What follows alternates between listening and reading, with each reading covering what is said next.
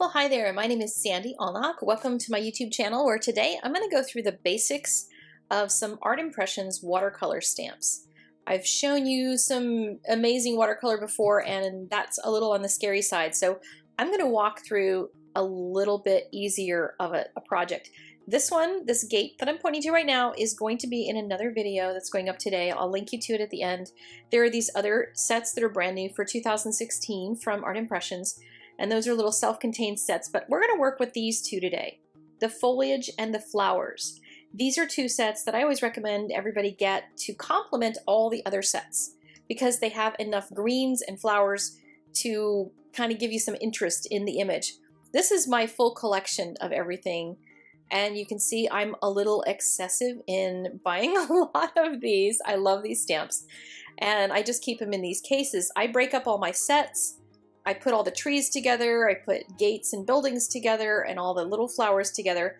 But what I want to show you today is the foliage and the flower sets and a few really simple close-up techniques on how you can get them to blend and how you color them. So the ones at the top are going to go in the foliage section, the ones at the bottom are the flowers. And we're going to dive into this, okay? So I hope that this is going to be helpful to take it step by step.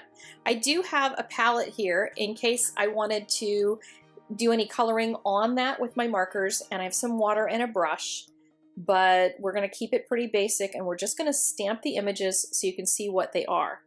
You can use any kind of water-based markers with these. I'm going to use Tombows, but you can also use Marbies, you can use your distress markers, you can actually use distress inks and stamp with them and watercolor with them. So with the Tombows, I'm going to put my colors in the upper left, at least when I remember to write them down. And I'm going to take this stamp and color over it with the marker. And if your marker dries out, you can just huff on it and just go right onto the stamp and just let your hot breath sort of re-moisten it a little bit and it'll stamp. Now these are not stamped perfectly, and that's okay. Don't stress out if that happens. And depending on the watercolor paper you're using, I'm using some cold pressed watercolor paper, which has a little texture to it. And so it's a little bit sometimes bumpy for stamping. But with the watercoloring we're going to do, it's not going to matter one bit.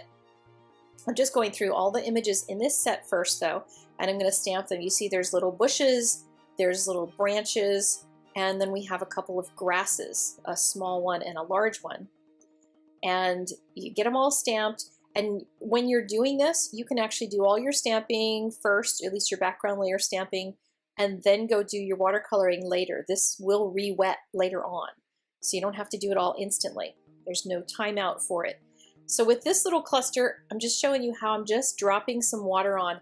I'm not pushing all the color around. I'm leaving some spots where there's no water. And that kind of gives it that broken watercolor look. And you can also do it different ways too. This one I'm going to saturate more with water, but notice on both of them that I'm leaving the tips of them with the edges sharp. All of those little branches on the top, I'm not watercoloring over them. Anything you watercolor over is going to soften. Every time you hit something with water, it's just going to start to melt into the page. So unless you want it to be really soft, and there will be cases in which you do, you want to not go all the way to the tip, and you don't want to saturate it. You don't want to use a brush that's like just really soft and wet. Now for something like this guy, I'm just putting little drops of water in the shape of the little petals that are already there. And you can use a little heavier water when you're doing this as long as you've got good control. This brush that I'm using is a silver brush from their Black Velvet line. This is a round number 6. And I'm just dropping color on there. This brush gets a very fine point. If your brush doesn't get a fine point, this might be a little struggle for you. But there's links in the doobly-doo to go get a silver brush if you need one. But now I'm going to mush it out down at the bottom here. And I'm just going to let those branches at the top peek out. And don't worry that all that stuff down there is not wetting all the stuff that's underneath that blob of color, because I'm going to come back in a minute. I'm going to show you something else. So we're just going to let that dry for the time being and move on to some of the others. So this one, I'm going to do kind of the same thing. Just put some water over those top branches, and then I'm going to let the water I wet my brush even more when I'm going to do this washy part. Let the water drag that color down and let it look more like a bush. Because there's sometimes when you want something to look like a cluster of flowers or a cluster of greens or something. And that's how you do that. So you do that for your base layer. You'll do a layer underneath, and then after it's dry, you can add more to it. Now here's something else that you can do. You can take those same markers. If your grass doesn't fit the tuft that you need, if you want one that's longer and skinnier or something, just draw it with your marker. You can draw little leaves. You'll see in the other videos that I do with these. I draw little leaves in, I fill in spots that didn't stamp well, that kind of thing. Just little fixes that I can add. Now, this one on the left, I'm going to show you a mistake. Well, it's not necessarily a mistake. There's sometimes we may want to, the watercolor underneath is still damp. And you see how mushy that got? That might be a look that you want, absolutely. But just know that if it's going to be mushy like that, then you may want to choose to let it dry more. You can heat set it in order to let it dry more first. But look at what I'm also doing. I'm just pulling color out of there to make little wispies on the end of that little bush of flowers. So there's just a ton of little things you can do with your brush. Just practice. If you get one of these sets, just sit there with a piece of paper and stamp a whole bunch of them and practice with water. And just push the color around and see what happens. Don't worry about making a picture right away, because when you're just starting, that can be a challenge. So now I stamped just the edge. I only put the marker on one edge of that little piece of brush. And look how beautifully that stamped a layer that looks like it's in front, because I waited for that whole thing to dry. So now I'm in control of when it wets out and when it doesn't, when it stays dark and crisp and when it doesn't. So next, let's jump into the other set. This one has all the flowers in it, and this first one didn't stamp well. Not gonna sweat it, because I'll be able to fix that, and I'll show you how. You can also do second generation stamping. So I stamped again, just moved the stamp around and stamped again, so you get a little lighter coverage when you do that. So you can do multiple rows of things, and as they get lighter, they just look like they're further in the background. There's a couple different kinds of flowers. This pink one on the right is a little branch type of thing. It can also be flowers.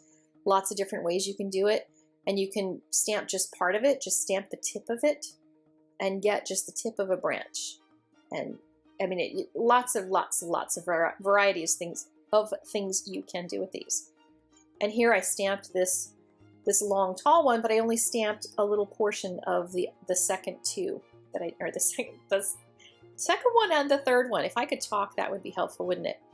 So now with this one that didn't stamp really well, I'm just wetting it. I'm just adding water to it and kind of filling in the spaces where it didn't actually stamp really well. And then I thought, well, wait a minute, why don't I just go over this and make a nice big swash out of it? So I've got my brush nice and wet now. It wasn't super wet before, but it's nice and wet now.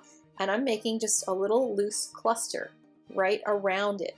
But I'm letting those ones at the top retain their little fronds at the end. So then it looks like a little piece of brush. These little guys are really great to put on top of a whole cluster. Like if you have a whole bunch of bushes and little scrub, if you put those or these little tiny dots across the top of them, and you don't even have to wet them a lot of times. You can just put them on top, and the fine detail that's on the top layer can often just add a little sparkle to your image and be really beautiful. So then we look at these pink ones. And again, I'm going to make a cluster out of them just by dancing the water around. And the lighter you want the color, make sure you rinse your brush out, because once you pick up that color, it's going to keep moving it. So I rinsed it because I wanted just that one cluster in the middle to be darker and let the outside be looser. With this little guy, I love this stamp. This is just one of the ones that I use a ton because it's got this beautiful tall frond. And you can, make little teeny tiny tips come out of some brush so you just see the ends of them. Or you can just wet the whole thing and make a really soft cluster. And this stamp has some other things that it can do, and I'll show you that in just a second too, because this one, it just has, a lot of these have a lot of variety that they can create. This little guy has just some little almost graphical tips to it.